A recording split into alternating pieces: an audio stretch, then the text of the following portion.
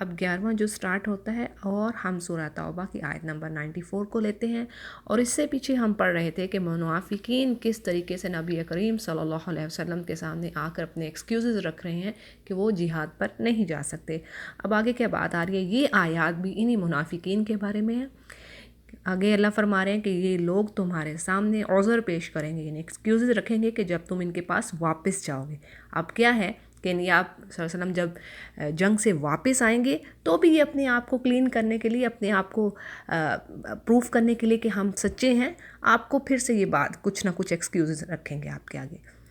تو اب کہا جا رہا ہے کہ آپ کہہ دیجئے کہ یہ عذر پیش مت کرو، ہم کبھی بھی تم کو سچا نہیں سمجھیں گے، اللہ تعالیٰ نے ہمیں خبر دے دی ہے، اور آئندہ بھی اللہ اور اس کا رسول تمہاری کارکردگی کو دیکھ لیں گے،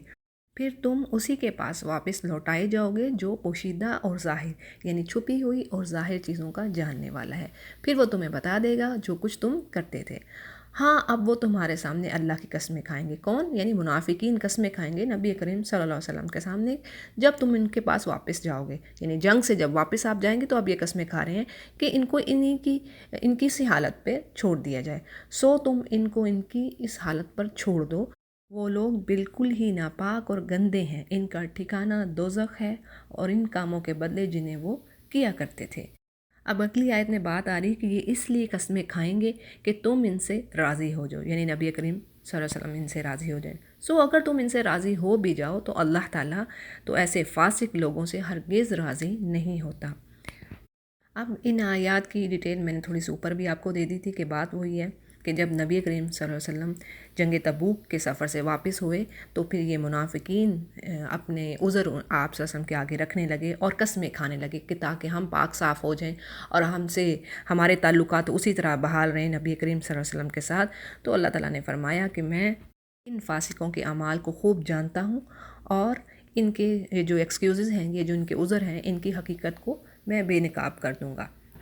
اور اللہ نے فرمایا کہ اگرچہ یہ آپ کو خوش کرنے کے لیے قسمیں بھی کھائیں تو اللہ ان سے ہرگز راضی نہیں ہو سکتا، کیوں؟ کیونکہ یہ فاسق ہیں۔ اب آگے بات آ رہی ہے کہ دیہاتی لوگ کفر اور نفاق میں بہت ہی سخت ہیں۔ یہاں پہ بات آ رہی ہے الاعراب اشد کفرا و نفاقا۔ اعراب کا جو ورڈ ہے یہ عرابی کی جمع ہے، یعنی دیہات کے باشندوں کو اعراب کہا جاتا ہے۔ اب یہاں پہ بات یہ ہے کہ شہریوں کے اخلاق و کردار کے مقابلے میں جس طرح ان کے جو عرابی ہوتے ہیں ان کی اخلاق اور کردار جو ہیں زیادہ کھردرے اور ان میں زیادہ سختی پائی جاتی ہے دیہات کے لوگوں میں۔ اسی طرح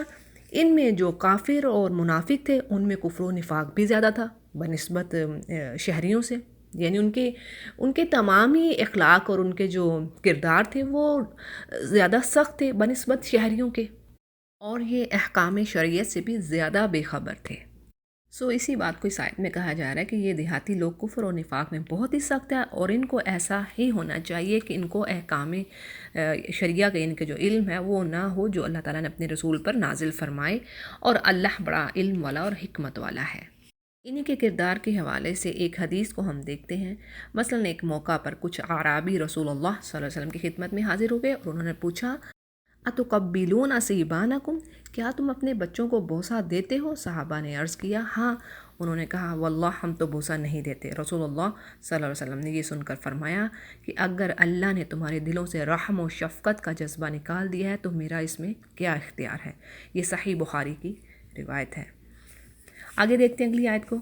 اور ان دیہاتیوں میں سے بعض ایسے ہیں، یعنی کہ یہ جو عرابی لوگ ہیں ان میں سے بعض ایسے ہیں کہ جو کچھ خرچ کرتے ہیں اس کو وہ جرمانہ سمجھتے ہیں، تاوان سمجھتے ہیں اپنے لیے، اور تم مسلمانوں کے واسطے وہ برے وقت کے منتظر ہیں، یعنی کہ پکے منافق ہیں، وہ برا وقت انہی پر پڑنے والا ہے اور اللہ سننے والا اور جاننے والا ہے۔ یعنی ان میں سے بعض ایسے ہپوکریٹس ہیں کہ وہ جو خرچ کرتے ہیں، یعنی کہ جو کوئی وہ صدقہ خیرات کوئی دیتے ہوں گے اس کو وہ تاوان اور جرمانہ سمجھ کے خرچ کرتے ہیں۔ مغرمہ کا وہ جو ورڈ ہے یعنی ایسا خرچ جو انسان کو نہایت ناگوار گزرے۔ اور پھر اگلی آیت میں بات آ رہی کہ بعض اہل دیہات ایسے بھی ہیں، ان کے بعض عرابی ایسے بھی ہیں جو اللہ تعالیٰ پر اور قیامت کے دن پر ایمان رکھتے ہیں، اور جو کچھ خرچ کرتے ہیں اس کو اللہ کے قرب کا ذریعہ سمجھتے ہیں اور رسول کی دعا کا ذریعہ سمجھتے ہیں اللہ کے نزدیک۔ یعنی یاد رکھو ان کا یہ خرچ کرنا بے شک ان کے لیے اللہ کے قربت کا باعث ہے، اور اللہ تعالیٰ ضرور انہیں اپنی رحمت میں داخل کرے گا. یعنی کہ اب ان اعرابی جو تھے، یہ دیہاتی لوگ، ان میں بھی دو ٹائپس آپ لے لیں. یعنی کہ کچھ پکے مسلمان تھے، اللہ اور رسول پر ایمان رکھنے والے اور اللہ کی راہ میں خرچ کرنے والے، اور دوسرے منافقین. اور اس آیت سے ہمیں کیا پتہ چل رہا ہے؟ یعنی کہ خرچ کرنا اللہ کی راہ میں کیا ہے؟ اللہ کے قرب کا ذریعہ ہے. یعنی کہ اللہ کے آپ جتنا خرچ کریں اللہ کے نزدیک ہوں گے، تقویٰ حاصل ہوگا، گناہ معاف ہوتے ہیں. اور پھر آگے ہم آیت اور پڑھیں گے کہ اسی میں سورہ توبہ میں بڑی خوبصورت کہ اللہ تعالیٰ اس سے انسانوں کو پاک کرتا ہے صدقہ سے. اور یہاں پہ اب کیا آ رہا ہے؟ اللہ کے قرب کا اور رسول کی دعائیں، دعا کا ذریعہ وہ سمجھتے ہیں. اسی طرح ایک حدیث ہے کہ آپ صلی اللہ علیہ وسلم نے ایک صدقہ لانے والے کے لیے دعا فرمائی، اور یوں الفاظ ہیں اس کے، صحیح مسلم اور صحیح بخاری دونوں میں ہے کہ اے اللہ ابی اوفا کی آل پر رحمت نازل فرما. آیت کا اگلا حصہ کیا کہہ رہا ہے کہ اللہ تعالیٰ بڑی مغفرت والا اور رحمت والا ہے. اور اگلی آیت میں بڑی خوبصورت بات آ رہی ہے کہ اللہ فرماتے ہیں کہ جو مہاجرین اور انصار یعنی ایمان میں جو سبقت لے جانے والے ہیں اور جتنے لوگ اخلاص کے ساتھ ان کو فالو کرنے والے ہیں، اللہ ان سب سے راضی ہوا اور وہ سب اس سے یعنی اللہ سے راضی ہو رہے. اللہ نے ان کے لیے ایسے باغ مہیا کر رکھے ہیں جن کے نیچے نہریں جاری ہوں گی، جن میں ہمیشہ وہ رہیں گے، اور یہ بہت بڑی کامیابی ہے. آیت کی میں تھوڑی سی آپ کو وضاحت دے دیتی ہوں کہ اس میں 3 گروپس کا ذکر ہوا ہے اس ایک آیت میں. کیا ہے؟ ایک مہاجرین کا، جنہوں نے دین کی خاطر اللہ اور رسول کے حکم پر مکہ اور دیگر علاقوں سے ہجرت کی اور سب کچھ چھوڑ کر پھر مدینہ آ گئے. یہ ہوگی نمبر 1. نمبر 2 انصار، کیا؟ جنہوں نے مدینہ میں ان کی مدد کی، ان کی سہولت کے لیے ہر طرح کی آسائش فراہم کی اور اپنا سب کچھ ان کی خدمت میں پیش کیا. اسی طرح اس کے ساتھ تیسری قسم وہ ہے جو مہاجرین و انصار کے خلوص اور احسان کے ساتھ پیروکار ہیں، یعنی ان کو فالو کرنے والے ہیں.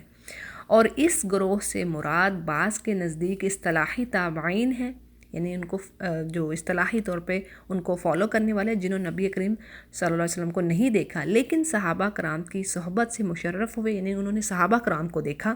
اور بعض نے اسے عام رکھی. یعنی کہ بعض مفسرین کہتے ہیں کہ اس سے عام ہر طرح کے وہ مسلمان قیامت تک جتنے بھی انصار و مہاجرین سے محبت رکھنے والے، یعنی قیامت تک وہ مسلمان جو صحابہ کرام سے محبت رکھنے والے، یعنی مہاجرین سے اور انصار سے محبت رکھنے والے اور ان کے نقش قدم پر چلنے والے تمام مسلمان اس میں شامل ہوں گے، جو یعنی صحیح طریقے کو فالو کرنے والے ہیں. ٹھیک ہے جی. پھر اگلی آیت آ رہی ہے اگین منافقوں کے بارے میں کہ جو کچھ تمہارے گرد و پیش والوں میں اور کچھ مدینے والوں میں، یعنی کہ تمہارے ارد گرد اور کچھ مدینے والوں میں ایسے منافق ہیں کہ وہ اپنے نفاق پر ہی اڑے ہوئے ہیں. آپ ان کو نہیں جانتے، ان کو ہم جانتے ہیں اور ہم ان کو دوہری سزا دیں گے، پھر وہ بڑے عذاب کی طرف بھیجے جائیں گے. اور کچھ اور لوگ ہیں جو اپنی خطا کے اقراری ہیں، یعنی منافقین کی تو ایک قسم ہوگی، کچھ مدینہ میں بھی ہے اور کچھ مدینہ کے باہر بھی، جیسے دیہاتوں میں ہم نے پڑھ لیے پیچھے بات ہوگی. اب اللہ فرما رہے کہ ان کو ڈبل سزا، دوہری سزا، سنعذبہم مرتین، پھر سزا ان کو یعنی دوہری سزا ملے گی. اب وہ کچھ اور لوگ بھی ہیں جو اپنی خطا کے اقراری ہیں. اب اسی اگلی آیت میں بات آ رہی ہے وآخرون اعترفوا بذنوبہم. اب انہوں نے کیا کیا ہے؟ جنہوں نے ملے جلے عمل کیے ہیں، یعنی اپنے وہ جو ذنوب ہیں، اپنے جو گناہ ہیں، ان کا وہ اقرار کر رہے ہیں. کچھ اچھے عمل کیے ہیں، کچھ برے کام کیے ہیں. اللہ سے امید ہے کہ ان کی توبہ اللہ قبول فرمائے گا. بلا شبہ اللہ تعالیٰ بڑی مغفرت والا اور بڑی رحمت والا ہے. یہ بڑی اہم آیت ہے، اس کو دیکھیے گا. اکثر میں بتاتی بھی ہوں، اس کے حوالہ دیتی ہوں اپنے کوئی جب صدقہ کے حوالے سے بات آتی ہے. اب دیکھیں یہاں پہ بات ہوگی کہ کچھ ایسے لوگ ہیں جن کے ملے جلے اعمال، ٹھیک ہے، برے بھی کام ہیں، اچھے بھی کام ہیں. اب کیا آگے آ رہی ہے بات؟ آپ ان کے مالوں میں سے صدقہ لے لیجئے. ٹھیک ہے، اللہ سبحانہ وتعالیٰ فرما رہے ہیں کہ آپ ان کے مالوں میں سے صدقہ لے لیجئے. کس کو کہا جا رہا ہے؟ نبی کریم صلی اللہ علیہ وسلم کو. لیکن یہ حکم ظاہر ہے ہمیں بھی سمجھانے کے لیے کہ اگر اب ہم سے غلطیاں ہو رہی ہیں، گناہ ہو رہے ہیں، تب ہم نے تو کرنا کیا ہے کہ صدقہ جو ہے پاک کرتا ہے انسان کو، اس کی طہارت کا، اس کے دل کے جو طہارت ہے، تزکیہ ہے، نفس ہے، وہ اس کے لیے بڑا ضروری ہے. جس کے ذریعے سے اب کیا ہے کہ آپ ان کے مالوں سے صدقہ لے لیں، جس کے ذریعے سے آپ ان کو پاک صاف کر دیں اور ان کے لیے دعا کیجئے. بلا شبہ آپ کی دعا ان کے لیے اطمینان کا باعث ہے اور اللہ تعالیٰ خوب سننے والا اور جاننے والا ہے. دیکھیں اس آیت سے کیا وضاحت ہوتی ہے۔ ایک تو اس صدقے سے مراد فرضی صدقہ یعنی زکوٰۃ بھی ہو سکتی ہے اور نفلی صدقہ بھی، اور دوسری بات کیا پتہ چل رہی ہے کہ یہ زکوٰۃ و صدقات انسان کی اخلاق و کردار کی طہارت، اس کی پاکیزگی کا بہت بڑا ذریعہ ہے، یعنی کہ اس کو پیور کرنے کو، اس کے دل کو کلین کرنے کو یہ ایک بیسٹ وے ہے۔ کیا؟ صدقات و اللہ کی راہ میں خرچ کرنا، دینا اللہ کی راہ میں۔ اسی طرح ایک حدیث کے الفاظ ہیں کہ نبی کریم صلی اللہ علیہ وسلم نے فرمایا، اللہ تمہارے صدقے کی اس طرح پرورش کرتا ہے جس طرح تم میں سے کوئی شخص اپنے گھوڑے کے بچے کی پرورش کرتا ہے، حتیٰ کہ ایک کھجور کے برابر صدقہ بڑھ بڑھ کر احد پہاڑ کی مثل یعنی کہ اس کے برابر ہو جاتا ہے۔ سبحان اللہ، صحیح بخاری کی یہ روایت ہے۔ یعنی اللہ کس طریقے سے صدقہ قبول کرتا ہے جو خالص نیت سے دیا گیا ہو، اور پھر اس کو اللہ کس طرح بڑھاتا ہے۔ اب اگلی آیت میں کیا بات آ رہی ہے کہ آپ صلی اللہ علیہ وسلم کہہ دیجئے کہ تم عمل کیے جاؤ، تمہارے عمل خود اللہ دیکھ لے گا اور اس کا رسول اور ایمان والے بھی دیکھ لیں گے، اور ضرور تم کو ایسے کے پاس جانا ہے جو تمام چھپی اور کھلی چیزوں کا جاننے والا ہے، اور وہ تم سب کو تمہارا کیا ہوا بتا دے گا۔ اگلی آیت ہے، اور کچھ لوگ ہیں یعنی کچھ اور لوگ بھی ہیں جن کا معاملہ اللہ کے حکم کے آنے تک ملتوی ہے، ان کو سزا دینی ہے یا ان کی توبہ قبول کرے گا، اللہ خوب جاننے والا اور حکمت والا ہے۔ یعنی اس آیت میں کچھ ایسے لوگ مراد ہیں جو کہ جن کا اللہ نے معاملہ جو ہے ابھی ملتوی رکھا ہے، یعنی کہ اللہ نے ابھی ان کے بارے میں کوئی حکم صادر نہیں کیا۔ یہ 3 افراد ہیں، ان کا ذکر آگے آئے گا۔ اب اگلی آیت کو دیکھتے ہیں، اور بعض ایسے ہیں جنہوں نے اس غرض کے لیے مسجد بنائی کہ تکلیف پہنچائیں، ضرر پہنچائیں اور کفر کی باتیں کریں اور ایمانداروں میں تفریق ڈالیں، یعنی ان کی یونٹی کو خراب کریں ایمان والوں کی، اور اس شخص کے قیام کا سامان کریں جو اس سے پہلے سے اللہ اور رسول کا مخالف ہے، یعنی کہ جو اللہ اور رسول کے مخالف ہیں ان کے دشمنوں کی رہنے کی جگہ، رہنے کا ٹھکانہ بنایا گیا، اور قسمیں کھائی جائیں گی کہ بھلائی کے علاوہ اس میں ہماری اور کچھ نیت نہیں تھی، اور اللہ گواہ ہے کہ یہ بالکل جھوٹے ہیں۔ اس آیت کی تھوڑی سی میں آپ کو ڈیٹیل دیتی ہوں کہ اس میں منافقین کی ایک اور نہایت کبیح حرکت یعنی ایک نہایت گندی حرکت کا بیان ہے کہ انہوں نے ایک مسجد بنائی اور نبی کریم صلی اللہ علیہ وسلم کو یہ ظاہر کروایا کہ یہ بارش، سردی اور اس قسم کے موقعوں پر بیماروں اور کمزوروں کو زیادہ دور جانے کے وقت دقت ہوتی ہے، تو ہم نے ان کی سہولت کے لیے یہ مسجد بنائی ہے، آپ وہاں چل کر نماز پڑھیں تاکہ ہمیں برکت حاصل ہو، اور پھر ہم اس کا آغاز کریں۔ آپ صلی اللہ علیہ وسلم اس وقت تبوک کے لیے تیار تھے، آپ نے واپسی پر نماز پڑھنے کا وعدہ فرما لیا، لیکن واپسی پر وحی کے ذریعے سے اللہ نے منافقین کے اصل مقصد کو بے نقاب کر دیا، ظاہر کر دیا، اور یعنی ان کا مقصد کیا تھا؟ اس سے مسلمانوں کو نقصان پہنچانا، کفر پھیلانا، مسلمانوں کے درمیان تفریق کرنا، اور اللہ رسول کے دشمنوں کے لیے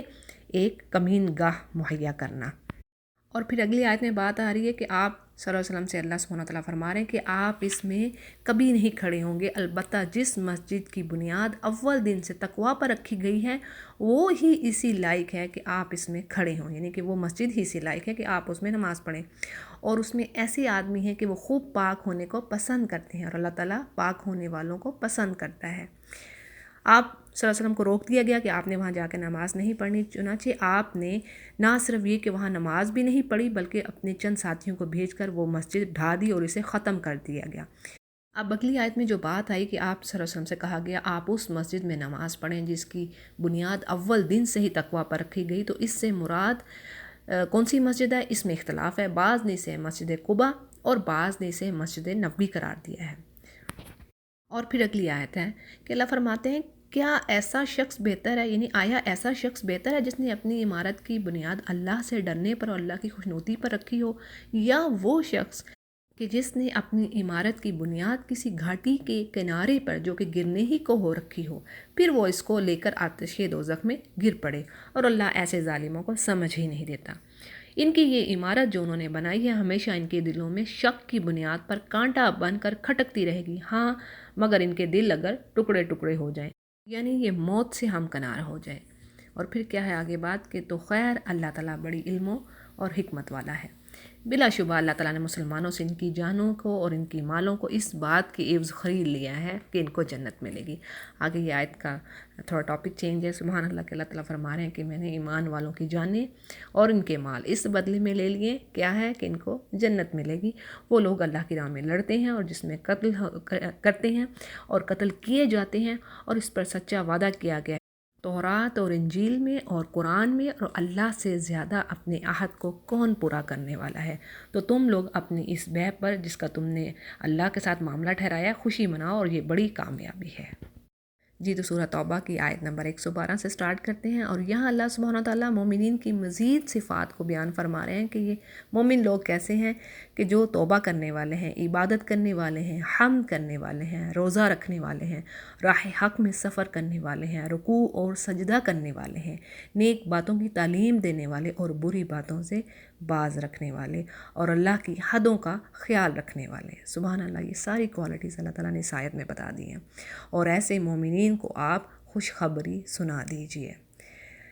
پیغمبر کو اور دوسرے مسلمانوں کو یہ بات سوٹ نہیں کرتی، یعنی جائز نہیں ہے ان کے لیے۔ اب آگے تھوڑا سا موضوع بتلا، پیچھے اللہ نے مومنین کی صفات کا اور ان کی جانوں اور مالوں کو خرید لیا ہے جنت کی عوض، یہ ساری باتیں گزری۔ اب آگے مومنوں کو ایک ہدایت کی جا رہی ہے کہ دیکھو مومنوں کو اور میسنجر کو، یعنی کہ نبی کریم صلی اللہ علیہ وسلم کو یہ بات جائز نہیں کہ مشرکین کے لیے مغفرت کی دعا کریں، چاہے ان کے وہ رشتہ دار ہی ہوں۔ یعنی اس بات کے ظاہر ہو جانے کے بعد کہ یہ لوگ دوزخی ہیں، یعنی جب انہیں پتہ چل گیا اچھے طریقے سے کہ انہوں نے جنت میں نہیں جانا، مشرک ہمیشہ دوزخ میں رہے گا، دائمی جہنم ہے، اب وہ ان کے لیے مغفرت کی دعا نہیں کریں گے۔ اور ابراہیم کا اپنے باپ کے لیے دعائے مغفرت مانگنا وہ صرف وعدہ کے سبب تھا جو انہوں نے اس سے وعدہ کر لیا تھا۔ پھر جب ان پہ یہ بات ظاہر ہو گئی کہ یہ اللہ کا دشمن ہے تو وہ اس سے محض بے تعلق ہو گئے۔ واقعی ابراہیم بڑے نرم دل اور بردبار تھے۔ اب یہاں پہ بخاری کی تفسیر میں بات آتی ہے کہ نبی کریم صلی اللہ علیہ وسلم، جو اوپر آیت پڑھی میں نے، اس میں یہ ہے کہ نبی کریم صلی اللہ علیہ وسلم کے چچا ابو طالب کا آخری وقت آیا تو نبی کریم صلی اللہ علیہ وسلم ان کے پاس گئے، جبکہ ان کے پاس ابو جہل اور عبداللہ بن امیہ بیٹھے ہوئے تھے۔ آپ نے فرمایا چچا جان لا الہ الا اللہ پڑھ لیں تاکہ میں اللہ کے ہاں آپ کے لیے حجت پیش کر سکوں۔ ابو جہل اور عبداللہ بن امیہ نے کہا اے ابو طالب، کیا عبد المطلب کے مذہب سے تم پھر جاؤ گے؟ یعنی مرتے وقت یہ کیا کرنے لگے ہو؟ حتیٰ کہ اس حال میں ان کا انتقال ہو گیا، یعنی کہ کفر کی حالت میں ہی ان کا انتقال ہو گیا۔ تو آپ صلی اللہ علیہ وسلم نے فرمایا جب تک اللہ کی طرف سے مجھے روک نہیں دیا جائے گا میں آپ کے لیے استغفار کرتا رہوں گا، جس پر یہ آیت نازل ہوئی۔ اور اسی طرح حضرت ابراہیم پر جب یہ بات واضح ہو گئی کہ میرا باپ اللہ کا دشمن ہے اور جہنمی ہے تو انہوں نے اس سے اظہار برات کیا، اور اس کے بعد اس کے لیے مغفرت کی دعا نہیں کی۔ اب اگلی آیت کو دیکھتے ہیں جی۔ اور اللہ ایسا نہیں کرتا کہ کسی قوم کو ہدایت کرنے کے بعد میں گمراہ کر دے جب تک ان چیزوں کو صاف صاف نہ بتا دے جن سے وہ بچیں، بے شک اللہ تعالیٰ ہر چیز کو خوب جاننے والا ہے۔ یہاں پہ یہ بات آتی ہے کہ جب یہ مشرکین کے حق میں مغفرت کرنے سے روک دیا گیا تو بعض صحابہ کو جنہوں نے ایسا کیا تھا یہ فکر لاحق ہوئی کہ انہوں نے گمراہی کام تو نہیں کر لیا، تو اللہ نے فرمایا کہ اللہ جب تک بچنے والے کاموں کی وضاحت نہیں فرماتا اس وقت تک ان پر پکڑ نہیں فرماتا۔ اور اگلی آیت کو دیکھتے ہیں۔ بلا شبہ اللہ کی سلطنت آسمانوں اور زمین میں ہے، وہی زندہ کرتا اور وہی مارتا ہے، اور تمہارا اللہ کے سوا نہ کوئی دوست اور نہ کوئی مددگار ہے۔ اللہ نے پیغمبر کے حال پر توجہ فرمائی اور مہاجرین اور انصار کے حال پر بھی جنہوں نے ایسی تنگی کے وقت پیغمبر کا ساتھ دیا۔ اس کے بعد ان میں سے ایک گروہ کے دلوں میں کچھ تزلزل پیدا ہوا، پھر اللہ نے ان کے حال پر توجہ فرمائی۔ بلا شبہ اللہ تعالیٰ ان سب پر بہت ہی شفیق مہربان ہے۔ اس آیت کے حوالے سے کچھ بات کرتے ہیں کہ جنگ تبوک کے سفر کو تنگی کا وقت قرار دیا ہے، اس لیے کہ اس میں ایک تو موسم نہایت گرم تھا، دوسرے فصلیں پک کر تیار کھڑی تھی، تیسرے سفر خاصا لمبا تھا، اور چوتھے وسائل کی بھی کمی تھی، اسی لیے اسے جیش العسرہ یعنی تنگی کا قافلہ یا لشکر کہا جاتا ہے۔ تو یہ جو سارے حالات تھے یہ مسلمانوں کے اوپر کافی گراں تھے۔ ہم بات کر چکے ہیں کہ کیسے مسلمانوں کے 4 گروپس ہو گئے تھے یہاں پہ، یعنی کہ کچھ مسلمان تو فوراً ہی تیار ہو گئے، اور کچھ تھے جو کہ ابتدا میں تھوڑا سا ان میں تردد ہوا، تھوڑا سا ان کو ان کے دل ڈولے، اور پھر اس کے بعد وہ فوراً تیار ہو گئے وہ بھی. لیکن تیسرے جو بیماری اور ضعف کی وجہ سے نہ جا سکے، اور چوتھی ایک قسم ہم نے دیکھی کہ جو محض کاہلی اور سستی کی وجہ سے شریک نہ ہوئے. تو اب اس آیت میں یہ جو بات آ رہی ہے توبہ کی، اس کے بارے میں یہ ہے کہ یہاں پہ کہا جا رہا ہے کہ توبہ کے لیے ضروری نہیں ہے کہ پہلے گناہ یا غلطی کا ہونا ہی ہو یا اس کا ارتکاب کیا جائے. اس کے بغیر بھی، یعنی کہ گناہ اور غلطی کے بغیر بھی رفع و درجات، یعنی کہ اپنے درجات کی بلندی کے لیے، اور غیر شعوری طور پہ بھی انسان سے کئی غلطیاں ہو جاتی ہیں، کوتاہیاں ہو جاتی ہیں، تو اس کے لیے توبہ ضروری ہوتی ہے. چنانچہ یہاں مہاجرین انصار کے اس پہلے گروہ کی توبہ اسی مفہوم میں ہے. اور آیت کے اگلے حصے میں جس گروہ کے بارے میں بات ہو رہی کہ جن کے دلوں میں کچھ تزلزل پیدا ہوا، اب اس تزلزل کے بارے میں بات یہ ہے کہ یہ کوئی شبہ نہیں تھا دین کے بارے میں، بلکہ کچھ دنیاوی اسباب کی وجہ سے وہ جہاد میں شریک ہونے میں تھوڑے سے تذبذب ہوئے. اور آگے بات ہے، اور ان 3 شخصوں کے حال پر بھی جن کا معاملہ ملتوی چھوڑ دیا گیا تھا، یہاں تک کہ جب زمین باوجود اپنی فراغی کی، یعنی اپنی وسعت کے، ان پر تنگ ہونے لگی اور وہ خود اپنی جان سے تنگ آ گئے، اور انہوں نے سمجھ لیا کہ اللہ سے کہیں پناہ نہیں مل سکتی سوائے اس کے کہ اس کی طرف ہی رجوع کیا جائے. پھر ان کے حال پر اللہ نے توجہ فرمائی تاکہ وہ آئندہ بھی توبہ کر سکیں. بے شک اللہ بہت توبہ قبول کرنے والا اور بڑا رحم کرنے والا ہے. اس آیت میں 3 صحابہ کی بات ہوئی ہے، ان کے بارے میں آپ کو تھوڑی سی میں ڈیٹیل دے دیتی ہوں. کعب بن مالک، مرارہ بن ربیع اور ہلال بن امیہ رضی اللہ عنہم، یہ تینوں نہایت مخلص مسلمان تھے. اس سے قبل ہر غزوے میں وہ شریک ہوتے تھے. اس غزوہ تبوک میں صرف سستی کی وجہ سے، کاہلی کی وجہ سے وہ شریک نہ ہوئے. بعد میں انہیں اپنی غلطی کا احساس ہوا تو سوچا کہ یہ غلطی پیچھے رہنے کی تو ہو ہی گئی ہے، لیکن اب منافقین کی طرح ہم رسول اللہ صلی اللہ علیہ وسلم کی خدمت میں جھوٹا عذر نہیں رکھ سکتے، تو اب یہ کہ ایک مزید غلطی نہیں کر سکتے. چنانچہ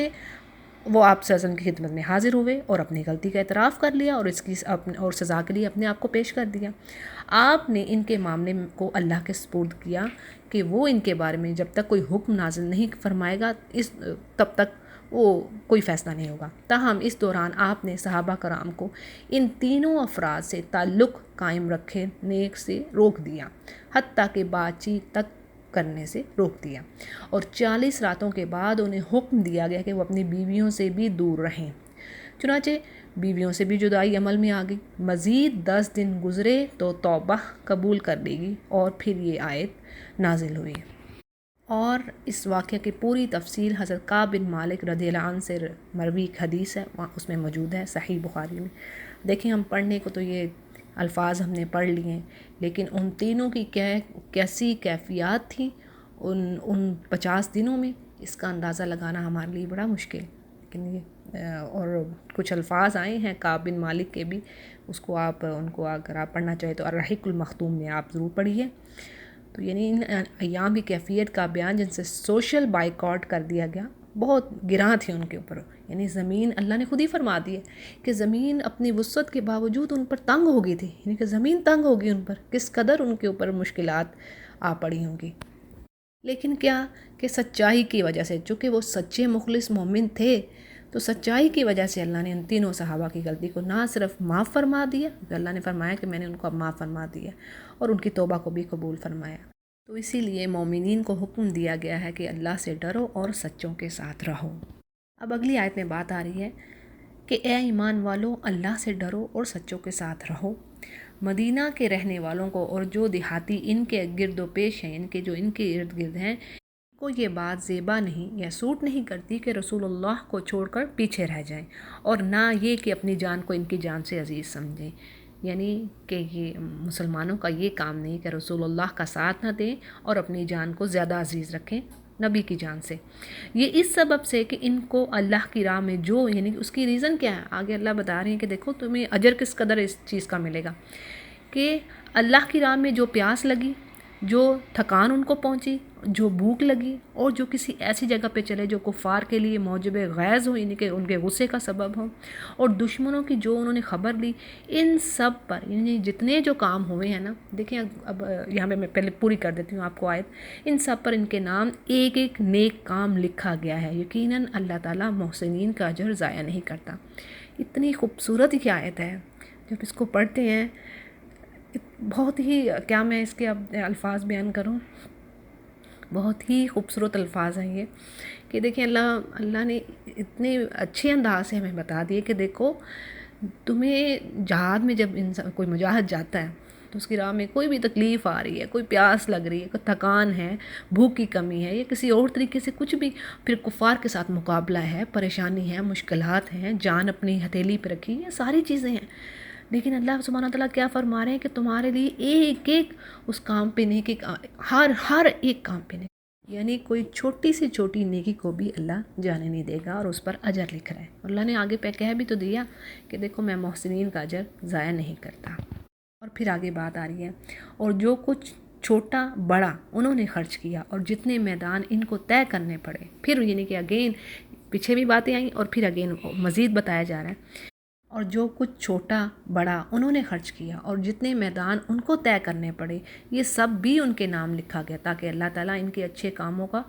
اچھا بدلہ دے، پورا بدلہ دے۔ یعنی دیکھیں جو وہ تھوڑا یا زیادہ خرچ کر رہے ہیں اور جتنے میدانوں کو، یعنی جتنا وہ سفر کر رہے ہیں اور تکلیفات کو سہ رہے ہیں، تو ان سب پر اللہ کی طرف سے ان کے لیے اجر ہے۔ اب دیکھیں اگلی آیت میں کیا بات آ رہی ہے کہ اللہ فرما رہے ہیں کہ مسلمانوں کو یہ نہیں چاہیے کہ سب کے سب نکل کھڑے ہوں،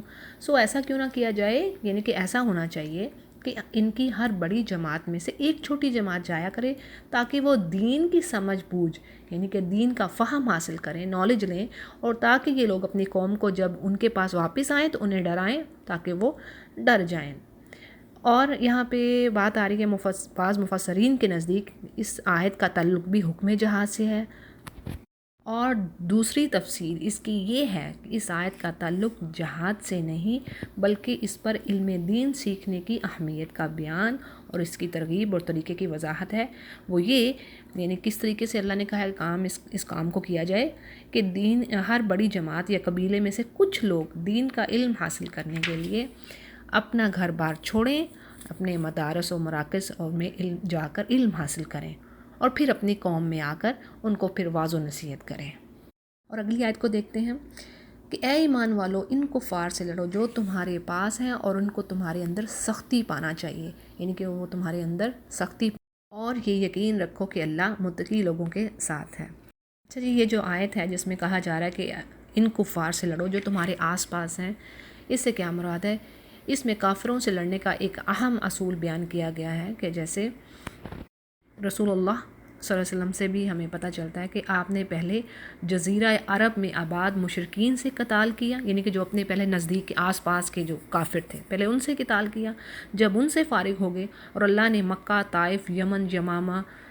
خیبر، حضر موت وغیرہ ان سب پر مسلمانوں کو غلبہ عطا فرما دیا، اور عرب کے سارے قبائل جب فوج در فوج اسلام میں داخل ہو گئے تو پھر اہل کتاب، یعنی دیکھیں پھر اہل کتاب سے قتال کا آغاز فرمایا۔ یعنی بات آپ کو یہ میں کلیئر کرنا چاہ رہی ہوں کہ جو آس پاس کی سے مراد ہے اس آیت میں، یعنی پہلے اپنے ارد گرد کے جو لوگ ہیں اگر ان میں کفار ہیں تو پہلے ان سے کام کا آغاز ہوگا اور اس کے بعد پھر باہر نکلا جائے گا۔ اور اگلی آیت میں بات آ رہی ہے، اور جب کوئی صورت نازل کی جاتی ہے تو بعض منافقین کہتے ہیں کہ اس صورت نے تم میں سے کس کے ایمان کو زیادہ کر دی، یعنی وہ مسلمانوں سے کہتے ہیں کہ اب اس صورت نے تمہارے ایمان کو کتنا بڑھایا اور کس کے ایمان کو بڑھایا۔ جو لوگ ایماندار ہیں اس صورت نے ان کے ایمان کو زیادہ کیا اور وہ خوش ہو رہے ہیں، اور جن کے دلوں میں روگ ہے، یعنی جن کے دلوں میں بیماری ہے، اس صورت نے ان کی گندگی کے ساتھ اور گندگی بڑھا دی اور وہ حالت کفر ہی میں مر گئے۔ اب اس آیت میں بھی یہی بات آ رہی کہ منافقین کا جو ایک اور جو ان کا کردار تھا، جو ان کا کریکٹر کیا کہ وہ ہنسی مذاق کرنا، استہزاء کرنا، جو سچے مسلمان تھے تو ان سے کہتے تھے کہ اب دیکھو اب کتنا اضافہ ہوا اس صورت سے۔ تو اللہ تعالیٰ یہ فرما رہے ہیں کہ جن کے دلوں میں ایمان ہے ان کا تو ایمان بڑھتا ہے، اور قرآن کریم میں کئی جگہ پہ آیا کہ ان کا ایمان بڑھ جاتا ہے ایمان والوں کا جب وہ اللہ کی آیات کو سنتے ہیں، لیکن جو کافر ہیں جن کے دلوں میں گندگی ہے وہ ان کی گندگی ہی بڑھتی ہے اور وہ اسی حالت میں مرتے ہیں۔ اگلی آیت کو دیکھتے ہیں، اور کیا ان کو دکھائی نہیں دیتا کہ ہر لوگ ہر سال ایک بار یا دو بار کسی نہ کسی آفت میں پھنسے رہتے ہیں، یعنی ان کو کیا پتہ نہیں چلتا کہ ہر سال اللہ ان کو کسی نہ کسی مشکل میں ڈالتا ہے، یعنی یہ آزمائے جاتے ہیں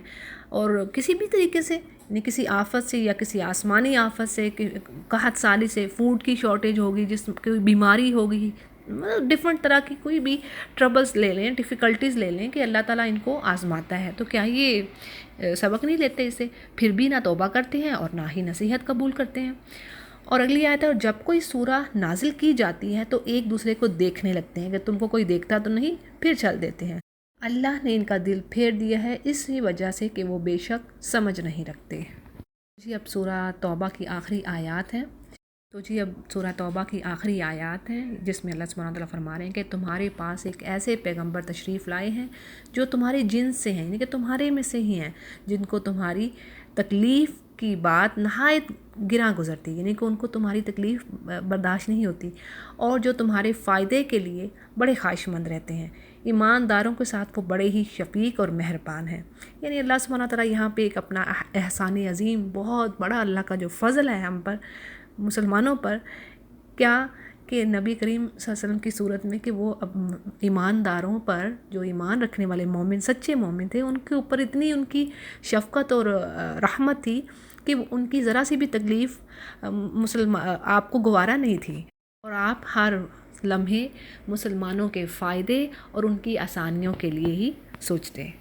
حدیث کے الفاظ ہیں، آپ صلی اللہ علیہ وسلم نے فرمایا کہ میں آسان دین حنیفی دے کر بھیجا گیا ہوں۔ یہ مسند احمد کی حدیث ہے۔ اسی طرح صحیح بخاری کی بھی ایک حدیث ہے کہ جس میں بات آ رہی ہے بے شک یہ دین آسان ہے۔ اور پھر اگلی آیت ہے کہ اگر وہ منہ پھیریں تو آپ کہہ دیجئے کہ میرے لیے تو اللہ ہی کافی ہے، اس کے سوا کوئی معبود نہیں، میں نے اسی پر بھروسہ کیا اور وہ بڑے عرش کا مالک ہے۔ سورہ یونس کو شروع کرتے ہیں۔ اعوذ باللہ من الشیطان الرجیم، بسم اللہ الرحمن الرحیم۔ سورہ یونس مکی سورہ ہے، اور اس میں کیا ٹاپکس ڈسکس ہوئے ہیں؟ ان میں سب سے پہلے کہ کچھ ایسے دلائل، ایسے پروفس رکھے گئے ہیں کہ جو توحید ربوبیت اور موت کے بعد دوسری زندگی کے بارے میں لوگوں کی عقل اور ضمیر کو اطمینان دیتے ہیں، اور دوسرا ان میں ان شبہات اور آبجیکٹیوز، ایسے اعتراضات کا جواب جو محمد صلی اللہ علیہ وسلم کی رسالت اور آپ کے لائے ہوئے میسج کے بارے میں لوگ پیش کرتے تھے، ان کا جواب دیا گیا ہے، اور پھر دوسری زندگی میں جو کچھ پیش آنے والا ہے، جو کچھ ہونے والا ہے، اس کی خبر دی گئی انسان کو کہ وہ اس سے خبردار ہو کے اپنی آخرت کی زندگی کو بہتر کر لے۔ اور اس میں نوح علیہ السلام کا مختصراً قصہ ہم پڑھیں گے، اور موسیٰ علیہ السلام کا قصہ ذرا تفصیل کے ساتھ بیان کیا گیا ہے۔ تو جی اس کی پہلی آیت کو دیکھتے ہیں۔ الف لام را، یہ حروف مقطعات ہیں، اور اس کے بعد آ رہا ہے کہ تلک آیات الکتاب الحکیم، یعنی یہ آیات ہیں کتاب حکیم کی۔ الحکیم قرآن مجید کی صفت ہے۔ اس کے ایک تو وہی معنی ہیں جو ترجمے میں اختیار کیے گئے ہیں، اور اس کے علاوہ بھی معنی ہیں، جیسے المحکم، یعنی حلال و حرام اور حدود و احکام میں محکم ہونا، مضبوط ہونا، اور اسی طرح حکیم سے حکیم بنتا ہے ورڈ، یعنی اختلافات میں، ڈفرینسز میں لوگوں کے درمیان فیصلہ کرنے والی کتاب۔ تو یہ سارے مفہوم اپنی جگہ پر درست ہیں۔ آگے بات آ رہی ہے کہ کیا ان لوگوں کو اس بات سے تعجب ہوا کہ ہم نے انہی میں سے ایک شخص کے پاس وحی بھیج دی کہ سب آدمیوں کو ڈرائے، اور جو ایمان لے آئے ان کو یہ خوشخبری سنائیے کہ ان کے رب کے پاس ان کو پورا مرتبہ ملے گا۔ تو کافروں نے کہا کہ یہ شخص بلا شبہ کھلا جادوگر ہے۔ یعنی بات یہ ہے کہ اللہ فرما رہے ہیں کہ انسانوں کو اس بات پہ تعجب نہیں ہونا چاہیے کہ انہی کے جنس میں سے اللہ نے ایک پیغمبر کو بھیجا، کیونکہ اگر اللہ کسی اور جنس سے کسی میسنجر کو بھیج دیتے، جیسے کوئی فرشتہ ہوتا یا جن ہوتا، تو دونوں ہی صورتوں میں رسالت کا اصل جو مقصد ہے وہ تو فوت ہو جاتا، وہ ختم ہو جاتا۔ ہوتا کیا کہ انسان اس سے مانوس ہونے کی بجائے، یعنی وہ اس سے اور وحشت محسوس کرتے، اس سے اور دوری محسوس کرتے۔ دوسرے ان کے لیے ان کو دیکھنا بھی ممکن نہ تھا، اور اگر ہم کسی جن یا فرشتے کو انسانی قالب میں یا انسانی شکل میں بھیجتے تو پھر بھی وہی اعتراض آتا کہ یہ تو ہماری طرح کا انسان ہی نہیں ہے۔ اس لیے اللہ فرما رہے کہ ان کے تعجب کی کوئی معقول ریزن نہیں ہے۔ اور پھر کافروں کو جب کوئی اور بات نہیں سوچتی انکار کے لیے، تو وہ یہ کہہ کے چھٹکارا حاصل کر لیتے ہیں کہ بھی یہ تو جادوگر ہے، کھلا جادوگر ہے۔ پھر اگلی آیت میں اللہ سبحانہ وتعالیٰ فرماتے ہیں کہ بے شک تمہارا رب اللہ ہی ہے جس نے آسمانوں اور زمین کو 6 روز میں پیدا کر دیا، پھر عرش پہ قائم ہوا، اور وہ ہر کام کی تدبیر کرتا ہے۔ اس کی اجازت کے بغیر کوئی اس کے پاس سفارش کرنے والا نہیں، اللہ تمہارا رب ہے، سو تم اس کی عبادت کرو، کیا تم پھر بھی نصیحت نہیں پکڑتے؟ یعنی اللہ سبحانہ وتعالیٰ نے آسمان و زمین کو پیدا کیا، ان کی تخلیق کے بعد ان کو یوں ہی نہیں چھوڑ دیا، بلکہ ساری کائنات کا نظم و تدبیر، یعنی ان کو آرگنائز، ان کا سسٹم ایک چل رہا ہے ابھی تک، وہ سارا انتظام اللہ کے ہاتھ میں ہے، جن کا آپس میں اور یہ سارے سسٹم کا آپس میں کبھی تصادم نہیں ہوا، یعنی ہر چیز اللہ کے حکم پر چل رہی ہے اور مصروف ہے۔ پھر آگے بات آ رہی ہے کہ تم سب کو اللہ ہی کے پاس جانا ہے، اللہ نے سچا وعدہ کر رکھا ہے، بے شک وہی پہلی بار بھی پیدا کرتا ہے اور وہی دوبارہ بھی پیدا کرے گا، تاکہ ایسے لوگوں کو جو ایمان لائے اور انہوں نے نیک کام کیے، انصاف کے ساتھ ان کو جزا دے، اور جن لوگوں نے کفر کیا ان کے لیے کھولتا ہوا پانی اور دردناک عذاب ہے ان کے کفر کی وجہ سے۔ دیکھیں اس آیت میں بڑا اہم میسج جو ہے، بڑا اہم پیغام پہنچا دیا ہے اللہ نے، اور قرآن کریم میں یہ کئی جگہ پہ یہی بات جو ہے دہرائی گئی ہے۔ اور جیسے ہم سورہ ملک میں بھی دیکھتے ہیں کہ اللہ نے فرما دیا کہ میں نے زندگی کیوں بنائی ہے، میں نے کیوں زندگی انسان کو دی، لِنَبْلُوَکُمْ أَیُّکُمْ أَحْسَنُ عَمَلًا، یعنی کہ تمہیں زندگیاں دی ہیں تاکہ اللہ جانچے تم میں سے بہترین عمل کرنے والا کون ہے، کون کافر ہے، کون مومن ہے۔ یہی بات اللہ تعالیٰ نے اس آیت میں بھی بیان فرمائی کہ اس آیت میں قیامت کے وقوع، یعنی قیامت کے ہونے، بارگاہ الہی میں حاضری کے اور اعمال کے اوپر جو جزا سزا ملنی ہے اس کے بارے میں بات ہو رہی ہے، کیونکہ وہی دن ہے، وہی بدلے کا دن ہے۔ اور اس دن کے کتنے نام ہم نے پڑھ لیے قرآن کریم میں، یوم تغابن پڑھا ہے، یوم الدین پڑھا ہے، یوم الفصل ہے، الواقعہ، یعنی کہ قیامت کے بہت سارے نام اللہ تعالیٰ نے خود بیان فرما دیے ہیں۔ اب قیامت کا دن کیسا ہوگا جس میں اللہ عدل و انصاف کا اہتمام کرے گا، اور ہم دیکھتے ہیں کہ بعض دفعہ ایک شخص جو اللہ کا سخت نافرمان ہوتا ہے، وہ عیش و عشرت سے رہ رہا ہوتا ہے، آرام کی زندگی رہ رہا ہوتا ہے دنیا میں، اور اسے کوئی سزا نہیں ملتی۔ اسی طرح ایک نیک آدمی ہوتا ہے، اس کی نیکیوں کی جزا پوری طرح اس دنیا میں نہیں ملتی۔ تو اللہ سبحانہ تعالیٰ نے فرمایا کہ یہ جو زندگی ہے یہ ایک ٹائم پیریڈ دیا گیا ہے، یعنی ایک مدت ہے، قلیل مدت ہے کہ جس میں اپنے اعمال کر لو، اور اللہ نے آخر میں ان کی بیس پر تمہیں جزا و سزا دینی ہے۔ یعنی یہ زندگی ہمیشہ رہنے والی تو ہے نہیں، دائمی تو ہے نہیں، یہ تو ٹیمپرری ہے، اور اس میں انصاف بھی کسی کو ملتا ہے اور کسی کو نہیں ملتا، ایسا ہی ہے نا، اکثر جو مظلوم ہوتا اس کو انصاف نہیں مل پاتا۔ تو سبحان اللہ، اللہ تعالیٰ نے تبھی یہ کہا ہے کہ وہ دن جس دن صرف اللہ کی بادشاہت ہوگی، اور اس دن سب کو جزا سزا مل کے رہے گی۔ اگلی آیت کو دیکھتے ہیں۔ اللہ ایسا ہے جس نے سورج کو چمکتا ہوا بنایا اور چاند کو نورانی بنایا، اور اس کے لیے منزلیں مقرر کر دیں تاکہ تم سالوں کی گنتی اور حساب معلوم کر لیا کرو۔ اللہ نے یہ چیزیں بے فائدہ نہیں پیدا کی، اور وہ یہ دلائل ان کو صاف صاف بتلا رہا ہے جو عقل رکھتے ہیں، بلا شبہ رات اور دن کے آگے پیچھے آنے میں، اور اللہ نے جو کچھ زمین اور آسمان میں پیدا کیا ان سب میں لوگوں کے واسطے دلائل ہیں، کلیئر سائن ہیں جو اللہ کا ڈر رکھتے ہیں۔ یعنی اللہ سبحانہ تعالیٰ کیا فرما رہے ہیں کہ ان سب چیزوں میں، سورج اور چاند میں، چاند کی گھٹنے بڑھنے میں، سورج کے غروب ہونے میں، پھر اس کے رائز ہونے میں، ان سب میں کائنات کی ہر چیز کو دیکھیے، کبھی دن آ رہا ہے، کبھی رات آ رہی ہے، کبھی سردی ہے، کبھی گرمی ہے، کبھی خزاں کا موسم ہے، یعنی سبحان اللہ یہ سب اللہ کی آیات ہیں، اور ان میں ان کے لیے نشانیاں ہیں جو عقل و شعور رکھتے ہیں۔ اور اگلی آیت میں کیا بات آ رہی ہے کہ اللہ فرماتے ہیں جن لوگوں کو ہمارے پاس آنے کا یقین نہیں ہے، یعنی کہ جو تو اس بات پہ یقین ہی نہیں رکھتے کہ اللہ کے پاس واپس جانا ہے، وہ دنیا کی زندگی پر ہی راضی ہو گئے اور اسی میں ہی جی لگا کے بیٹھے ہیں، اور جو لوگ ہماری آیتوں سے غافل ہیں تو ایسے لوگوں کا ٹھکانہ ان کے اعمال کی وجہ سے دوزخ ہے، اور یقیناً جو لوگ ایمان لائے اور انہوں نے نیک کام کیے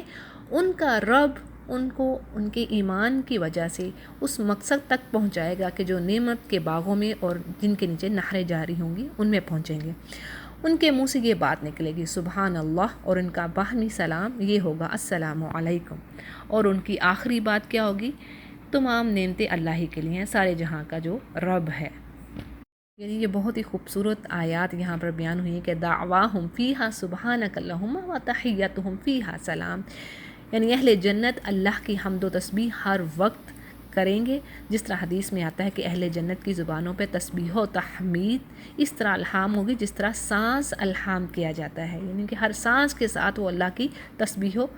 تحمید کر رہے ہوں گے۔ اور آگے بات آ رہی ہے، اور اگر اللہ لوگوں پر جلدی سے نقصان واقع کر دیتا جس طرح وہ فائدے کے لیے جلدی مچاتے ہیں تو ان کا وعدہ کبھی کا پورا ہو چکا تھا۔ یعنی جس طرح انسان اپنے نفع کے لیے جلدی مچاتا ہے، اللہ تعالیٰ کہتے ہیں اگر میں ان کے اوپر جو ان کا نقصان ہے، جو ان کے حرکات کی وجہ سے جو پنش ہے، اگر وہ بھی میں جلدی لے آتا تو پھر یہ کام کب کا پورا ہو چکا ہوتا۔ ہم ان لوگوں کو جن کو ہمارے پاس آنے کا یقین نہیں ہے، ان کو اسی حال پر چھوڑے رکھتے ہیں تاکہ وہ اپنی سرکشی میں اور بھٹکتے رہیں۔ اور پھر آگے بات آ رہی، جب انسان کو تکلیف پہنچتی ہے تو وہ ہم کو پکارتا ہے، یعنی اللہ کو پکارتا ہے۔ کس طریقے سے؟ لیٹے بھی، بیٹھے بھی، کھڑے بھی۔ پھر جب ہم اس کی اس تکلیف کو دور کر دیتے ہیں، ہٹا دیتے، تو پھر وہ ایسا ہو جاتا ہے جیسے گویا اس نے اپنی تکلیف میں ہمیں پکارا ہی نہیں تھا جو اسے پہنچی تھی۔ یعنی ان حد سے گزرنے والوں کے اعمال کو انہی کے لیے اللہ نے خوشنما بنا دیا ہے۔ یعنی دیکھیں کتنا انسان ناشکر ہے، یہاں پہ انسان کی بات ہوئی ہے، دیکھیں ذرا۔ وَإِذَا مَسَّ الْإِنسَانُ، یہ نہیں کہا گیا کوئی مومن یا کافر، یہ انسان کی بات ہو رہی ہے۔ یعنی اکثر کیا ہے، ایمان والے بھی تو ایسے ہیں نا، ایمان گھٹتا اور بڑھتا ہے نا ہمارا، تو کیا ہے یہ سب کو ایک تنبیہ کر دی گئی ہے، سب کے لیے یہ ایک عام بات بتا دی گئی ہے کہ دیکھو کیا انسان کی جو فطرت ہے کہ جب وہ اس کو تکلیف پہنچتی ہے تو وہ لیٹے بیٹھے اور ہر حال میں اللہ سے گڑ گڑا کے مانگ رہا ہوتا ہے، اور جب پھر اللہ اس کو دے دیتا ہے، اس مشکل سے نکال لیتا ہے، تو وہ پھر ساتھ ہی کیا ہے، منہ پھیر کے چل پڑتا ہے کہ جیسے اسے کبھی وہ مشکل پہنچی ہی نہیں تھی، اور اللہ کا ناشکرہ۔ انہی پچھلی آیات سے ریلیٹڈ ایک حدیث ہے جو آپ کے آگے رکھتی ہوں کہ آپ صلی اللہ علیہ وسلم نے فرمایا، تم اپنے لیے، اپنی اولاد کے لیے اور اپنے مال و کاروبار کے لیے بد دعائیں مت کیا کرو، کہ کہیں ایسا نہ ہو کہ تمہاری بد دعائیں اس گھڑی کو پالیں جس میں اللہ کی طرف سے دعائیں قبول کی جاتی ہیں، پس وہ تمہاری بد دعائیں قبول فرما لیں۔ یہ سنن ابی داؤد کی روایت ہے۔ یعنی کہ انسان کو کسی کام میں بھی کوئی پریشانی آ گئی، کسی چیز میں مبتلا ہو گیا، تو اس کو پریشانی میں واویلا اور بد دعائیں، یہ چیزیں، یہ کام نہیں کرنے کے، اور اللہ پہ بھروسہ رکھے اور صبر سے کام لے۔ اور اگلی آیت ہے جی، اور ہم نے تم سے پہلے بہت سے گروہوں کو ہلاک کر دیا جبکہ انہوں نے ظلم کیا تھا، حالانکہ ان کے پاس ان کے پیغمبر بھی دلائل لے کر آئے، اور ایسے وہ کب تھے کہ ایمان لے آتے، یعنی کہ وہ تو ایمان لانے والے نہیں تھے۔ ہم مجرم لوگوں کو ایسی ہی سزا دیا کرتے ہیں۔ پھر ان کے بعد ہم نے دنیا میں ان کے بعد تم کو جانشین کر دی، یعنی تمہیں خلیفہ سکسیسر بنا دیا، تاکہ ہم دیکھیں اب تم کس طرح کے کام کرتے ہو۔ یعنی دیکھیں ہمیں قرآن کریم بتا رہا ہے کہ کتنی قومیں پہلے ہلاک ہوئی ہیں، ڈسٹرائی ہوئی ہیں، کتنی قومیں، قوم نوح، قوم صالح، قوم لوط، قوم ہود، اور اس کے علاوہ بھی بہت ساری۔ تو اب اللہ کہہ رہے ہیں کہ اس کے بعد میں تمہیں لے کے آؤں، یہ کب سے سلسلہ شروع ہے اور اب ہم تک پہنچی بات، تو اللہ یہ سمجھا رہے ہیں کہ دیکھو تم سے پہلے بھی تو ہوئے، اور اب تم ہو، تمہیں بنا دیا ہے زمین پہ، اب تمہیں کھڑا پیدا کر دیا ہے، تاکہ اب دیکھیں تم کیا کرتی ہو، یعنی کہ تم کتنی نصیحت لیتے ہو۔ اور جب ان کے سامنے ہماری آیتیں پڑھی جاتی ہیں، یعنی مشرکوں کے سامنے جو بالکل صاف صاف ہیں، بڑی واضح ہیں، تو یہ لوگ جن کو ہمارے پاس آنے کی امید ہی نہیں ہے، دیکھیں بار بار ایک آیت کی تکرار ہو رہی ہے، کیا بلا لا یرجونا، کہ وہ امید ہی نہیں رکھتے اللہ کے پاس واپس جانے کی۔ ظاہر ہے جس کو ہوگا کہ میں نے اللہ کے پاس واپس جانا ہے، جب یہ ڈر ہوگا، یہ تقویٰ ہوگا، یہ ایمان ہوگا، تو ہی وہ عمل صالح کرے گا نا۔ تو اب پھر وہی بات آ رہی کہ اللہ کرے جن کو ہمارے پاس آنے کی امید ہی نہیں ہے، وہ یوں کہتے ہیں کہ اس کے سوا کوئی اور دوسرا قرآن لائیے۔ اب پھر آگے ایک اور بات، کس کو کہہ رہے ہیں یہ؟ پروفٹ کو کہہ رہے ہیں صلی اللہ علیہ وسلم کو، یا اس میں کچھ تبدیلی کر دیں، کچھ ترمیم کر دیں۔ تو آپ ان سے کہہ دیجیے کہ مجھے یہ حق نہیں ہے کہ میں اس میں سے کچھ بھی، اس میں کوئی تبدیلی کروں، کوئی ترمیم کروں، میں تو بس اسی کا اتباع کروں گا، اسی کو فالو کروں گا جو میرے پاس وحی کے ذریعے بھیجا جا رہا ہے۔ اگر میں اپنے رب کی نافرمانی کروں تو میں ایک بڑے دن کے عذاب کا اندیشہ رکھتا ہوں، یعنی مجھے ڈر ہے ایک بڑے دن کے عذاب کا، میں یہ کام نہیں کر سکتا۔ آپ یوں کہہ دیں کہ اگر اللہ کو منظور ہوتا تو میں تم کو یہ پڑھ کر ہی نہ سناتا، اور اللہ تعالیٰ تم کو اس کی اطلاع دیتا، کیونکہ اس سے پہلے تو ایک بڑے حصہ عمر کے ایک بڑے حصے تک میں تم میں رہ چکا ہوں، پھر کیا تم عقل نہیں رکھتے؟ یعنی یہاں پہ نبی کریم صلی اللہ علیہ وسلم مشرکوں سے کہہ رہے ہیں کہ نہ تو میں اس قرآن میں کوئی تبدیلی کر سکتا ہوں، یعنی میرے بس میں یہ بات نہیں ہے، میں اسی چیز کو کروں گا آگے جو مجھ پر وحی کی جا رہی ہے۔ اور دیکھو تم جانتے ہو کہ میں نبوت سے قبل 40 سال تمہارے اندر میں نے گزارے ہیں، کہ میں نے کسی استاد سے سیکھا ہے، میں نے کسی سے تعلیم حاصل کی ہے، اور میری امانت اور صداقت کے بھی تم قائل ہو، تو کیا یہ ممکن ہے کہ میں خود سے جھوٹ گھڑ دوں اس بات میں؟ اور پھر اگلی آیت ہے کہ اس شخص سے زیادہ ظالم کون، یعنی اس سے بڑا ظالم کون جو اللہ پر جھوٹ باندھے یا اس کی آیتوں کو جھٹلا دے، یقیناً ایسے مجرموں کو بالکل فلاح نہ ہوگی۔ دیکھیں یہ کیسی آیت ہے، کیا ورڈ آ رہا ہے اس میں؟ فمن ازلم ممن افترا علی اللہ کذبا، یعنی سب سے بڑا ظالم، بہت بڑا ظلم ہے اللہ پہ جھوٹ باندھنا۔ دیکھیں ہم نے قرآن کریم میں سورہ لقمان میں ہم پڑھتے ہیں ان شرک لظلم عظیم، یہ بھی یعنی کبیرہ گناہوں میں یہ آ رہے ہیں، اور یہاں پہ اس میں بھی آ رہا ہے۔ پھر ہم نے سورۃ البقرہ میں ایک اور چیز بھی پڑھی تھی، فمن ازلم ممن، کہ جو سب سے بڑا ظالم وہ جو اللہ کی مسجدوں کو خراب کرے، اس میں خرابی کرنے کی کوششیں کرے، ٹھیک ہے نا، وہ وہاں پہ بھی ہم نے پڑھا تھا۔ اب دیکھیں پھر یہاں پہ بھی آ گیا جو اللہ پر جھوٹ باندھ رہا ہے، یعنی کبیرہ گناہوں میں سے آ رہا ہے کہ وہ بات جو اللہ نے کہی نہیں وہ کہنا ہی کہ اللہ نے کہی ہے۔ صحیح، آگے چلتے ہیں، اگلی آیت ہے، اور یہ لوگ اللہ واحد کو چھوڑ کر ایسی چیزوں کی بات کرتے ہیں جو نہ ان کو تکلیف پہنچا سکتی ہیں اور نہ ہی ان کو نفع دے سکتی ہیں، اور کہتے ہیں کہ یہ اللہ کے پاس ہمارے سفارشی ہیں۔ کیا کہتے ہیں بھلا یہ؟ یعنی یقولون ہؤلاء شفاعنا، شفاعت کریں گے، ہمارے یہ سفارشی ہیں اللہ کے پاس۔ تو اللہ فرما رہے ہیں کہ آپ ان کو کہہ دیجئے کہ تم اللہ کو کسی ایسی چیز کی خبر دے رہے ہو جس کو اللہ کو نہیں پتہ، یعنی وہ جو آسمانوں اور زمین میں جو کچھ ہے وہ جانتا ہے، وہ پاک اور برتر ہے ان لوگوں کے شرک سے۔ اور تمام لوگ ایک ہی امت کے تھے، پھر انہوں نے اختلاف کیا، یعنی یہ شرک جو ہے یہ لوگوں کی اپنی ایجاد ہے، ورنہ اس سے پہلے اس کا کوئی وجود نہیں تھا۔ تمام لوگ ایک ہی دین اور ایک ہی طریقے پہ تھے، اور وہ ہے اسلام، جس میں توحید کو بنیادی حیثیت حاصل ہے۔ یعنی حضرت نوح تک لوگ اسی توحید پر قائم رہے، پھر ان میں اختلاف ہوا، جیسے ہم پیچھے پڑھ رہے ہیں کہ نوح علیہ السلام کی جو قوم تھی، ان کے جو پیچھے جو نیک صالحین کچھ افراد گزرے تھے، ان کے ناموں پہ پہلے انہوں نے تصویریں بنائی، اس کے بعد پھر مجسمے، اور پھر اس طرح ان کی پوجا شروع ہو گئی۔ اور آیت کا اگلا حصہ کیا کہہ رہا ہے؟ اور اگر ایک بات نہ ہوتی جو آپ کے رب کی طرف سے پہلے ہی ٹھہر چکی ہے تو جس چیز میں یہ لوگ اختلاف کر رہے ہیں ان کا قطعی فیصلہ ہو چکا ہوتا۔ یعنی اگر اللہ کا یہ فیصلہ نہ ہوتا، یعنی اللہ نے ڈیسائیڈ کر لیا ہوا ہے کہ یہ تمام حجت سے پہلے، یعنی جب تک کسی کے اوپر تمام حجت نہ ہو جائے، اس کے پاس میسنجر نہ آ جائے کسی قوم کے پاس، اس کو حق اور باطل کا نہ بتا دیا جائے، اس کو واضح نہ کر دی جائے ہر چیز، اس سے پہلے اللہ کسی کو عذاب نہیں دیتا۔ یعنی یہ سارے کام ہونے کے بعد، میسنجر آ جانے کے بعد، اللہ کا پیغام سن لینے کے بعد اگر کوئی اس کو ڈینائی کر رہا ہے، اس کو ریفیوز کر رہا ہے، تو پھر اللہ اس کو عذاب دے گا۔ تو اللہ فرما رہے ہیں کہ یہ اب اگر یہ اللہ کی بات طے نہ ہو چکی ہوتی تو یہ لوگ جس میں اختلاف کر رہے ہیں ان کا قطعی فیصلہ ہو چکا ہوتا۔ اور یہ لوگ یوں کہتے ہیں کہ ان پر کوئی نشانی کیوں نہیں نازل ہوتی؟ سو آپ فرما دیجئے کہ غیب کی خبر تو صرف اللہ ہی کو ہے، سو تم بھی منتظر رہو اور میں بھی تمہارے ساتھ انتظار کرتا ہوں۔